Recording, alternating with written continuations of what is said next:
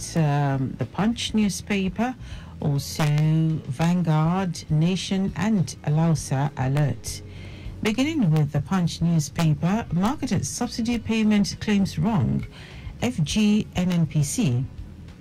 The federal government, through its Ministry of Petroleum Resources and the Nigerian National Petroleum Company Limited, have stated that the various claims by different individuals and groups on the alleged return of subsidy on premium motor spirit, popularly called petrol, were wrong. The government also challenged those who make these arguments to provide evidence to justify their allegations, stressing that since President Bola Tinubu has declared the end of subsidy on petrol, the situation remains so. PDP governors warn against illegality as NEC meets today. Ahead of the National Executive Committee meeting scheduled for today, Thursday, governors elected on the platform of the People's Democratic Party have warned the party members against illegality. Today's NEC meeting is set to address whether the acting national chairman, Umar Damagum, should retain his position or be replaced. Still taking a look at the Punch, heavy punishment awaits persons threatening Nigerians' unity. President Bola Tinubu on Wednesday promised harsh consequences for persons who pit themselves against Nigeria's sovereignty and security. He also said his administration had made considerable gains against banditry and kidnapping through intensified campaigns buoyed by intelligence gathering. The delegation was led by the leader of Afenifere, Pa Ruben Fashoranti, Oba Olufalaye, and other eminent citizens. FG to execute $3.8 billion gas supply agreement in May. The gas supply and purchase agreement to support the final investment decision for the $3.8 billion brass methanol project is to be executed in May 2024, the federal government announced on Monday. The brass methanol project is a major industrial project being built in Bayelsa State to produce methanol, a key industrial chemical using natural gas resources. Nigeria currently imports all its methanol. Fluctuating exchange rate affecting container traffic, CPPE.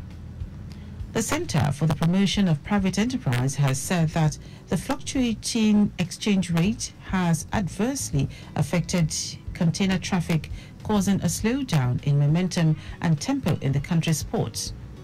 Speaking during a live radio program recently, the Chief Executive Officer of CPPE, Dr. Muda Yusuf, urged the government to ensure stability in the exchange rate. NPA secures $700 million loan for Apapa Tinkan Port rehabilitation. The Nigerian Ports Authority says it has secured a $700 million loan from Citibank for the rehabilitation of the Apapa and Tinkan Island ports in Lagos. The loan was funded by the UK Export Finance and Export Credit Agency. Announcing this in a statement on Wednesday, the NPA said it had also opened discussions with another funding agency to finance the upgrading of the eastern ports, including Calabar, Warri, One, and Rivers Port, as well as the reconstruction of Escravos breakwater.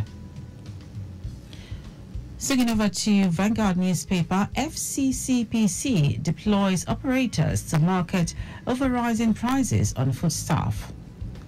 The Federal Competition and Consumer Protection Commission, FCCPC, says it is taking steps to protect consumers regarding the continued rise in prices of goods and services, despite the recent appreciation of Naira against the dollar.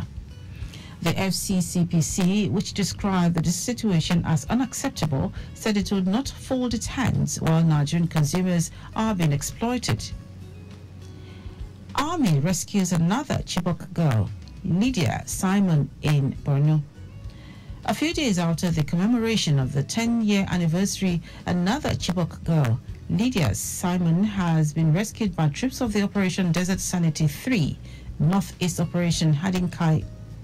She was rescued with her 3 children by the troops of 82 Division Task Force Battalion in Ngoza local government area of Borno State yesterday. And on to the Nation newspaper, NFF to decide on Amunike 3 foreigners. The Nigeria Football Federation NFF Technical Committee will reportedly meet today in Abuja to decide on the next coach for the Super Eagles, with Emmanuel Amunike listed alongside 3 other foreign tacticians. Contrary to early reports, the committee failed to meet yesterday, but quoting a highly placed source hinted that delays in the appointment of a substantive coach for the Super Eagles have been caused because the NFF are trying to manage the many interests that have overtaken this key decision. I'll take the last one from Alausa Alert. More rains coming. Lagos City is to expect more than the normal amount of rainfall during this year's rainy season, with a total of about 1,936.2 millimeters. Commissioner for the Environment and Water Resources, Mr. Tokumba Wahab, revealed that this in Alausa at a media briefing on the seasonal climate predictions and the socio-economic implications for Lagos State. That's it. You can pick up a copy of any of the Dailies. Go online to read more. Also, interact with us via our social media platforms. X, Traffic Radio 961. Instagram, Lagos Traffic Radio 961. On Facebook, Lagos Traffic Radio 96.1 FM. You can also subscribe to our YouTube channel, Traffic Radio 961, and follow me across social media at Dele Agadumo.